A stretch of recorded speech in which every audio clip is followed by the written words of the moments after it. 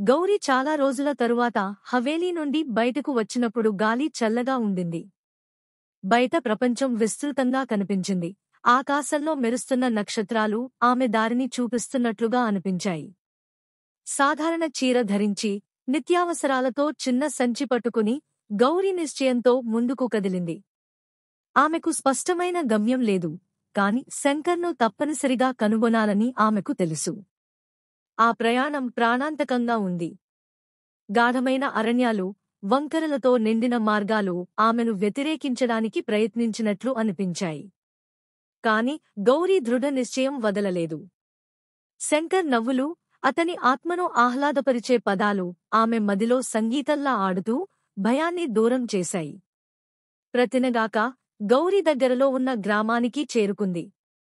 అలసిపోయి ఉండి, పట్టుదలతో ఆమె ఒక చిన్న దేవాలయంలో ఆశ్రయం పొందింది. అక్కడ ఆమె ఓ వృద్ధ పూజారిని కలుసుకుంది. అతను ఆమె కళ్లలో పట్టుదలని గమనించాడు. ఆమె కథను పంచుకున్నప్పుడు పూజారి ఒక తెలివైన చిరునవ్వుతో తల అడ్డంగా ఊపాడు. నిజమైన ప్రేమ, అతను అన్నాడు, ధైర్యానికి ఒక ప్రయాణం. దేవుళ్ళు నిన్ను రక్షిస్తారు, పిల్లా. పూజారి ఆమెకు సమీపంలోని పట్టణంలో జరుగుతున్న ఒక ఉత్సవం గురించి చెప్పాడు. అక్కడ కవులు, కళాకారులు దేశం నలుమూలల నుండి కూడి ప్రదర్శనలు ఇస్తారు. శంకర్ పేరు అంతటా వ్యాపించినట్లు కనిపించింది. గౌరీ హృదయం ఆశతో పొంగిపోయింది. ఆమె అక్కడే శంకర్ను కలుసుకుంటుందని భావించింది. ఆ ఉత్సవం మహత్తరంగా సాగింది. వీధులు వాయిద్యాల ధ్వనులతో, ధూపధూపాల వాసనతో కిక్కిరిసిన జనం గోలతో కదులుతున్నాయి. గౌరీ జనసందోహంలో తను శంకర్ను వెతుకుతూ ఉత్కంఠతో నడిచింది. ఆ సమయంలో ఆమె వినిపించింది ప్రేమ, తపన, మనసు బలాన్ని ప్రతిఫలించే పదాలను వినిపించే ఓ పరిచితమైన గొంతు.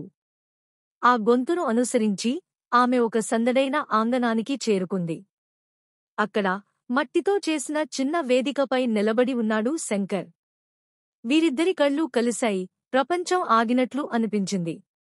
ఆ ఉత్సవం గోల సడెన్గా అదృశ్యమై, అది కేవలం వారిద్దరికీ సంబంధించిన క్షణమయ్యింది. శంకర్ వేదిక నుండి దిగాడు. అతని అడుగులు ఆతృతగా, కానీ నిశ్చయంగా ఉన్నాయి. అతను గౌరీ వద్దకు చేరుకున్నాడు.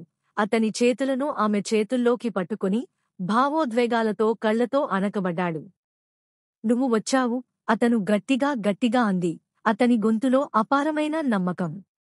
మన కథ నిశ్శబ్దంలో ముగియనివ్వలేను, గౌరీ ధైర్యంగా, కానీ భావోద్వేగంతో ప్రతిస్పందించింది. ప్రేక్షకులు ఆ క్షణం భావాన్ని గ్రహించి చప్పట్లతో ప్రతిధ్వనించారు. వారి ప్రేమ అందరూ సమక్షంలో ఒక ఆశల దీపంగా మారింది. ఆ రోజు నుండి గౌరీ మరియు శంకర్ కలిసి ప్రయాణం కొనసాగించారు. వారి కథ అనేకమందిని ప్రేమకు, స్వేచ్ఛకు శక్తినివ్వమని ప్రేరేపించింది. శంకర్ కవిత్వం వారి అనుభవాలతో మెరుగైనదిగా వికసించింది. గౌరీ తన ప్రయాణపు కథలు పంచుకుంటూ తన స్వరాన్ని కనుగొన్నది.